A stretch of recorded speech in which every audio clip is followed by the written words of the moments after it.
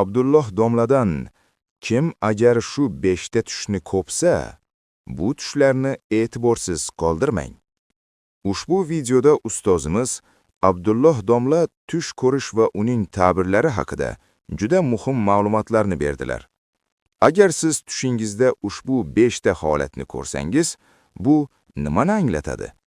Yaxshilikkami yoki ogohlantirishmi? Videoda quyidagi savollarga javob olasiz. Qanday tushlar rahmoniy, qaysilari shaytoniy? Tush ta'biri qachon to'g'ri chiqadi? Aynan shu 5 xil tushni ko'rgan inson nima qilishi kerak? Do'stlaringiz ham ulashing. Zero ilm tarqatish ham sadaqadir. Yomon oyati bo'ldi.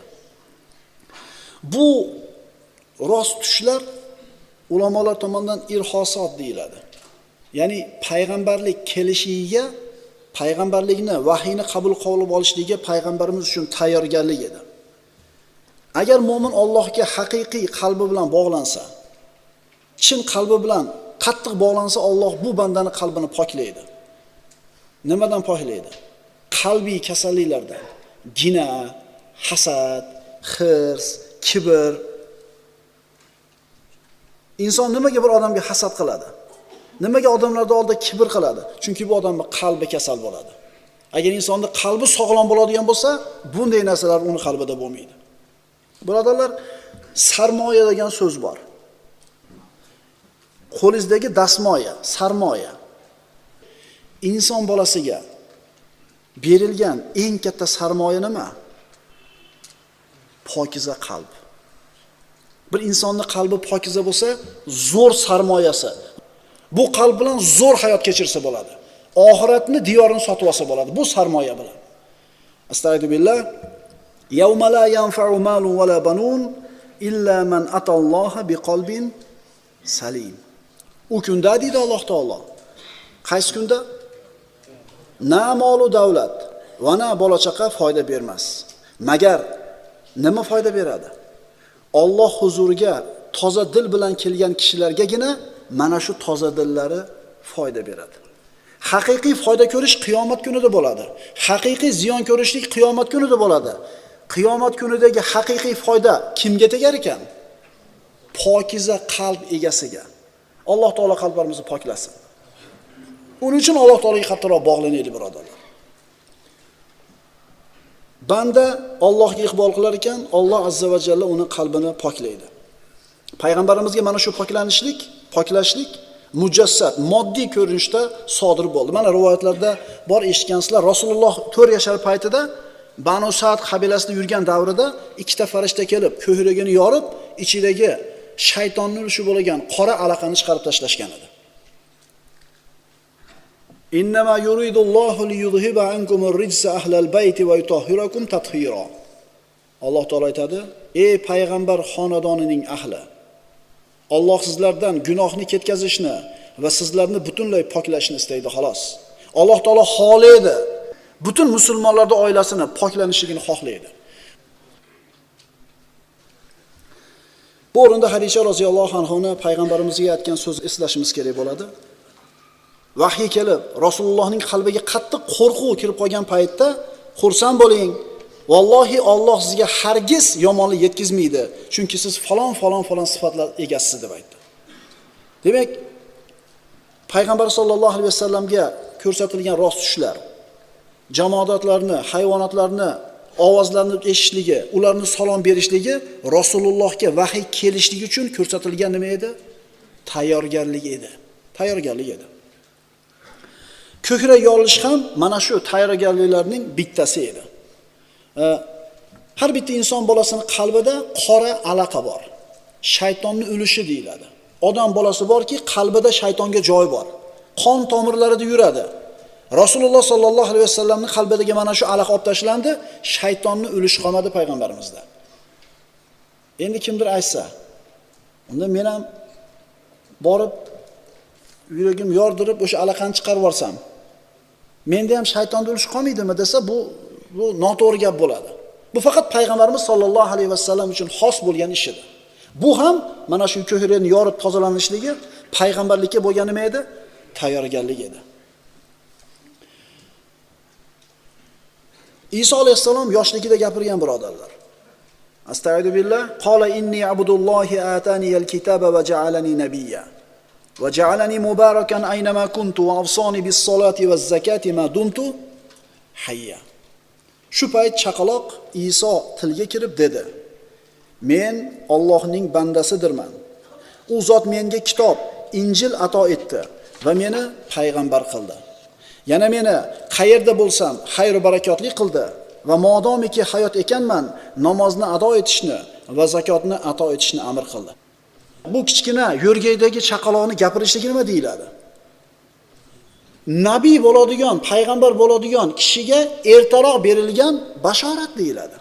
Bu ham tayyorgarlik edi.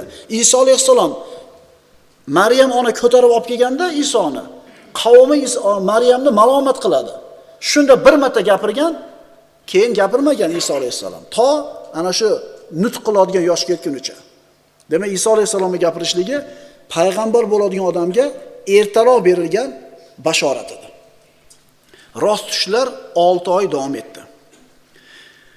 Mana shu paytda payg'ambarimiz sollallohu alayhi vasallam xilvatni, odamlardan uzoq bo'lishlikni xohlab qoldi. Alloh taolo payg'ambarimizning qalbiga mana shu xilvatni mahbub qilib qo'ydi. Birodarlar, ora-oradashi inson yolg'iz qolib turish kerak. Chunki odamlarning orasida doim aralashib yuraverishlik kishini Allohdan uzoqlashtirib qo'yadi.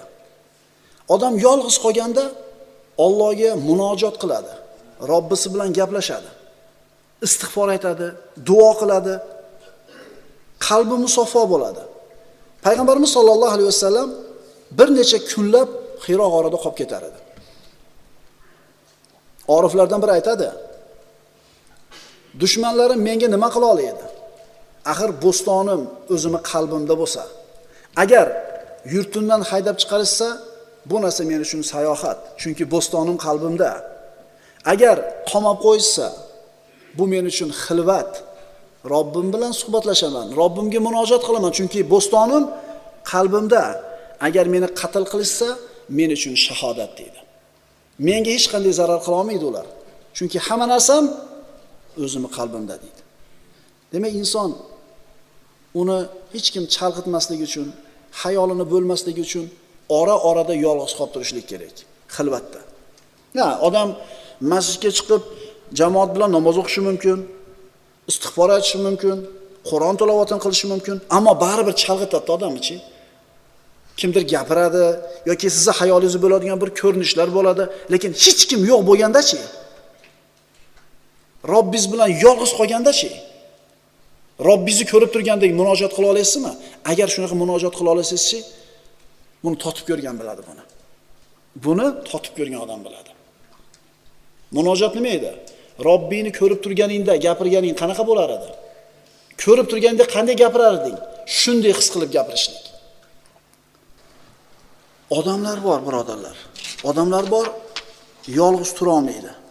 Hech qachon. Doim odamlar bilan bo'lishlik kerak. Gaplashish kerak, savol-javob qilish kerak, talashib tortish kerak, yolg'iz qola olmaydi. Nima bu? Bu musibat bu. Yolg'iz tura olmaslik musibat. Chunki haqiqiy mo'min yolg'iz qolganda Robbisi bilan munojat qilgani fursat bo'ldi. Yolg'izlikni yaxshi ko'radi, Robbisi bilan bo'ladigan mo'min. Ammo yolg'iz turishsa siqilib ketadigan, yolg'iz tura olmaydigan odam bu musibat ekan bu, birodarlar. Payg'ambarimiz sollallohu alayhi vasallam Hiro g'orida o'tirdi, Nur tog'idagi. Va bir necha kunlab qolib ketar edi, kecha-yu kunduz. Kechasi tog'ning ustida yolg'iz o'zi qolib ketishlik vahima. Ammo payg'ambarimizning Alloh bilan bo'lgan xilvati, Allohdan topgan unisi bu vahimani yengdi. Inshaalloh birodarlar, Alloh siz bilan bizni umra yoki haj safari bilan ikrom qilsa, ana shu Nur tog'iga chiqaylik. Chunki bizdan borgan odamlarda 99% o'yga chiqmaydi. To'g'ri, farz emas, vojib emas, umuman hech qanaqa amal emas. Ammo payg'ambarini yaxshi ko'rgan, payg'ambarning hayotini o'rgangan odam bir chiqib qo'yishlik kerak. Bu tog' birodarlar anchagina baland tog'. Kuch-quvvatga to'lgan yigit ham 1 soat, yarim soat deganda zo'rg'a chiqadi. Undan tashqari Makka issiq. Bu Makkani jazirama issig'ida u yerga chiqib borishlik nihoyatda mehnat, mashaq, xo'p chiqarmiz ham. Kechqurun qolib ketishlikni o'ylang.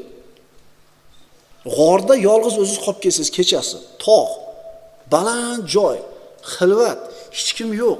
Har xil xayollar odamni qo'rqitadi. Ammo payg'ambarimizni Allohdan topgan unsi mana shu vahimalarni nima qildi? Yengdi.